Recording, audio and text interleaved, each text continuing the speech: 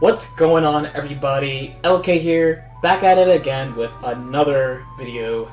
And today, I'm going to be talking about a question that I've gotten pretty often this year, especially because the patches we have gotten this year for this game have been very front-loaded, right? Basically, the first, 3 months of the game or so, we got patches, and we've just been kind of coasting. And it is, what changes would I personally like to see to Dragon Ball FighterZ? One thing about this that I want to mention before I even start is that these changes are kind of in the context of the game as it is right now, right? I have 4 things in mind. They don't have to do all of them. Even one of them would make me really happy. I don't expect them to do any of these things, but this is just what I would like to see in future Dragon Ball FighterZ. So to start, I want to talk about Reflect. The first thing is to make Reflect, switch it from what we have now to high-low Reflect, where the high one beats mids and highs, and the low one beats mids and lows. Why? I think Reflect is insanely strong, insanely underrated. The risk return is out of control. Games literally change drastically when it's used. A lot of RPS happens because of it. A lot of forced RPS happens because of it. Like, for example, the very most common one is, of course, after a knockdown, it costs nothing to use and it cancels itself. So I just feel like there should be a little bit more risk if it costs nothing and does so much to the game, besides just doing nothing or doing something that happens to be plus on Reflect, which barely any solo character has. It takes a lot to beat, and this is a kind of common theme in this game, is that it takes a lot to beat it despite how simple and strong it is. Originally, I kind of wanted it to just be highs and mids and lows, like Guilty Gear, but I figure that, this game is designed to, make defense a little bit easier for lower level players, so I think having both of the Reflects beat mids, and then having to pick for high and pick for low would kind of deal with that little last aspect, especially in the context of knockdowns a little bit. There are a lot of characters who have the frame advantage to do stuff, let's say with level 3s, but because of Reflect, and that they can't cross up, a lot of characters can't cross up because of how they've changed level 3s over time, there's a lot of, directly forced RPS in this situation. Not as much as, a slide knockdown, but, like I said, if it's going to be this strong, and it's not going to cost anything, and it's going to cancel it into itself, I feel like there has to be something else, some other extra risks besides just somehow waiting for it or having the privilege of having a character that moves far enough to keep going after. Right. So, number 2 is actually about raw tag. I think raw tag should be punishable. Just straight up punishable. There's a lot of ways to get characters in and out in this game right now. Between just straight up but some characters have safe tags, right? But some characters you launch and you tag. I didn't launch because I have the computer on auto reflect, but you can launch and tag. You can, of course, DAC. There's a bunch of ways you can do it. Raw tag is one of the biggest problems I have with this game. It is safe. You have air options depending on how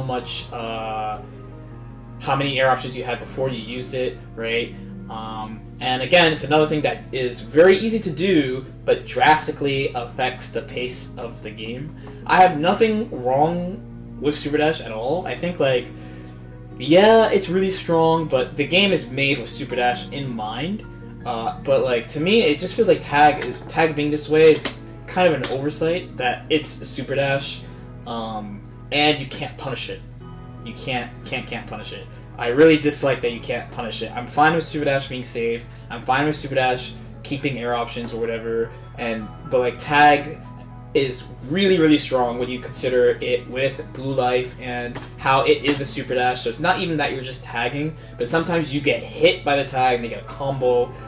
It is an extremely strong defensive option. Again, also combined with Reflect, that I've mentioned before, there's just a lot you have to look out for. On top of that, too, a lot of the stuff that was strong against Tag is kind of weaker, and probably the main strong things against Tag right now, besides, of course, having the resources, having the air DP, and Snap, is having plus frames, which again characters don't have so much because they've nerfed it so much.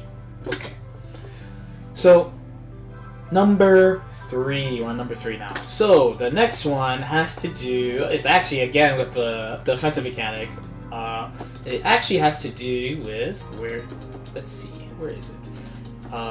Delayed stand. Yes. So this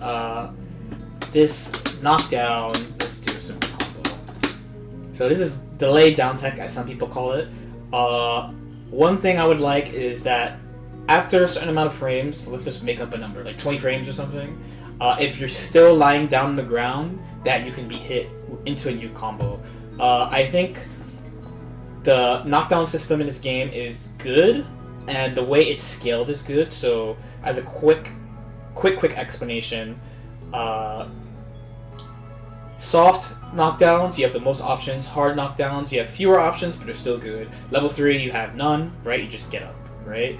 So a very common thing you see in this game is for people to do something along the lines like this, right? Okay, we'll just... Okay.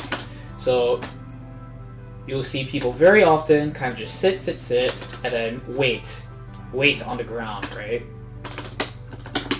Now, you can vary how long you lie there for a very long time, actually. And what people do because of that is they try all sorts of things. Like, they will wake up with buttons, let's do another one. They will, can I do it from here? Let's see if I can do it from here. I'm so used to beating this that, like, okay, let's try it one way. They will, of course, you've seen I made up a bad one, but people doing delay down, wake up, dash out of the corner, which I messed up. There's a lot of things that people will try in this situation. I don't mind that delay down is a thing, because it's a thing in a lot of games, but this is the only game where it's not punishable. At least Arx's game, right, that has this kind of variable wake-up thing that is not punishable at all. Like, you just can't punish it. The most you can do is keep yourself safe against it. For all the people who hate Snap, that's why so many players use Snap, because knockdowns, if you don't snap them or don't level 3 or don't kill the character outright, knockdowns are very variable. Reflect is there and Tag is there, and all it takes is one good Reflect or one good Tag, and the game will change drastically. That's why people use Snap, because when you snap a character, they can't really do anything. They have to just kind of come in and take offense, right? It's a more stable plan. I don't think there's an issue with having delayed down tech as a thing in the game at all. The main thing, from my perspective, is that I would just much prefer if you, after a certain amount of time, you could continue to lie down, right? You could continue to sit there, but you were vulnerable. Like let's say BlazBlue has that, Persona has that. Like, after a certain amount of time, you're just gonna be able to be hit. Something to deter you from just sitting down forever, pretty much, and just trying to, like, mash your way out. I don't really think that doing delay down into dash out of the corner or doing delay down tech into mashing on wake up is good defense. It's good in the context of this game, but it's because you can't punish it. You can't punish it, and it's so variable. So I'm fine with being able to vary your wake up timing, but like I said, after a certain amount of time, it should be punishable by something. Even like a hard call out, like having to 2D it, because, you know, like, let's say Bardock, right? So this wouldn't reach, this wouldn't reach, this would maybe reach, this would hit, right? So something like that might be nice. And the last thing I would really like to see in this game is that just more stronger tools for characters. So one thing that was pretty interesting about this game when the game came out was exploring the character's tools, finding out, like, what was advantageous, what could you cancel with advantage that jailed, how you could use the tools and stuff. And a lot of the strong tools of this game have been toned down for good reason, but if you think about the game right now, especially if you feel like the game's characters are stale, one of the reasons why people pick what they pick is because they keep making things weaker overall. The tendency is to nerf. They've buffed as well, but the type of buffs they give characters, like take Ginyu for example, right? They've never like really buffed him ever. The main buffs they give him is like they buff his tackle, they gave him new Ginyu Force members, that's good, and they buff his combos. They don't give him himself like crazy stuff that he could do on his own. Solo functionality, as I call it, is kind of rare in this game. So like, take a character, actually I brought in Team Gohan, but SSJ Goku is actually a pretty decent example of good solo functionality. Why? Because his Ki Blast is good, his Air Ki Blast is good, he's got good buttons, he's got airtight buttons into plus frames, he does a lot of damage on his own, he's got combo roots that let him do good solo damage. His buttons are relatively safe. His buttons have relatively good size, right? Like this. I misspaced it a little bit again. Wow. You can tell I don't use that move a lot, right? But yeah, this reaches pretty far. This reaches pretty far. Like everything reaches pretty far. He can play pretty safe. He's hard to hit. SSJ Vegeta has air DPs, great Ki Blast, rocket kick that hits from like full screen. He's very functional solo. Think about a character like, you want to see a character that I think has amazing solo functionality, but people say that he's not good. It is our good friend, Goku Negro, Goku Black, right? Goku Black. Everyone says he can't hit you. Everyone says he's not good. But people who play him love playing him. Why do they like playing him if he's bad, if he's a trash character? Why? Because he has a good assist, it's a beam assist, so immediate S tier assist, and he can play the game alone. He has solo functionality. He can cover the screen by himself. This move is amazing.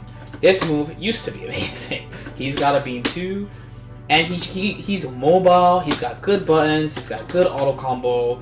Like he can stay in your face. Even if he's not hitting you, they feel like they're doing something. They feel like they have options. Some characters in the game, like for example GT Goku. One thing I'll say about GT Goku, despite him being a top tier character, for sure, he needs support. He can't play the game alone. A lot of characters, for him it's fine, he's top tier, right? He has amazing pros. But there are a lot of characters in this game who could definitely use more solo functionality that would change the game up a lot. Think about how few anchors people use in the game. Yamcha, SSJ Goku, Goku Black, Broly, some people, SSJ Vegeta. Those are like 5 main ones you see. Why? Because they're the only characters that can play the game by themselves. Everyone else, you have to take crazy risks or do universal stuff. So you don't have to go crazy, because I know they want to keep the game a little tame, but just giving characters like, maybe like a fast move, like a beam. Like take a beam, right? Beams are generally 18 frames, right?